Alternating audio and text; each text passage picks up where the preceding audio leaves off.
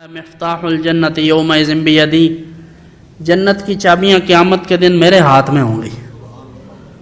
اور پھر ترمذی کی حدیث ہے کہ ان اللہ حرم الجنت علی الامم حتی تدخلها امتی، جائیں نہ جب تک غلام، خلد ہے سب پر حرام۔ حضور نے فرمایا اللہ نے ساری امتوں پر جنت کو حرام کیا اس وقت تک کہ جب تک میری امت نہ جنت میں داخل ہو جائے۔ حضور صلی اللہ علیہ وسلم وَإِن مِّنكُمْ إِلَّا وَارِدُهَا، یہ آیت سن کر 3 دن غار میں تشریف فرما رہے تھے اور روتے رہے تھے۔ اللہ نے فرمایا تھا محبوب گناہ گاروں کو جہنم میں جانا پڑے گا، تو حضور روتے رہے کہ مولا میں یہ نہیں چاہتا کہ ایک بھی گناہ گار جہنم میں جائے، میری امت کو تو بخش دے۔ طائف والوں کو اسلام پیش کیا تو انہوں نے پتھر برسائے، جسم اقدس لہو لہان ہو گیا، وہ جسم جو عرش سے بھی اوپر چلا گیا، جو کائنات میں سب سے افضل شے ہے،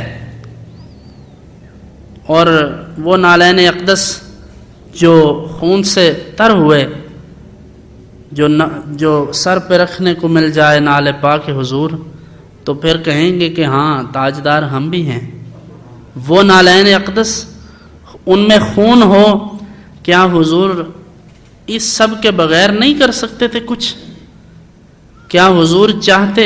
بلکہ جبرائیل علیہ السلام نے عرض کیا تھا کہ آپ فرمائیں تو یہ سب سونے کا ہو جائے، فرمایا نہیں، ایسا کچھ نہیں چاہتا میں، ایک دن کھاؤں ایک دن نہ کھاؤں، اللہ کا صبر کروں، اللہ کے لیے صبر کروں، اللہ کا شکر کروں، تو یہی بہتر ہے۔ سادگی کو پسند فرمایا، عاجزی میں رہے، اتنی مشکلات برداشت کی اس دین کے لیے، تو آج کیا وہ ایک محفل کروانے سے حاصل ہو جائے گا؟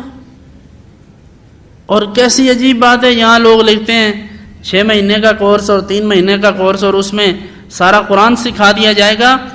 جس قرآن کو اللہ نے 23 سالوں میں نازل فرمایا، اور آقا کونین صلی اللہ علیہ وسلم کے قلب اقدس پر 23 سالوں میں نازل ہوا، تو ہم جتنے مرضی ہم قوی حافظے والے ہوں، یاد تو کر سکتے ہیں، حفظ تو کر سکتے ہیں، لیکن اس کے احکام کو سمجھنا، اس کی باریکیوں کو سمجھنا، یہ بہت بڑا کام ہے۔ اس کے لیے وقت چاہیے، ساری زندگی چاہیے۔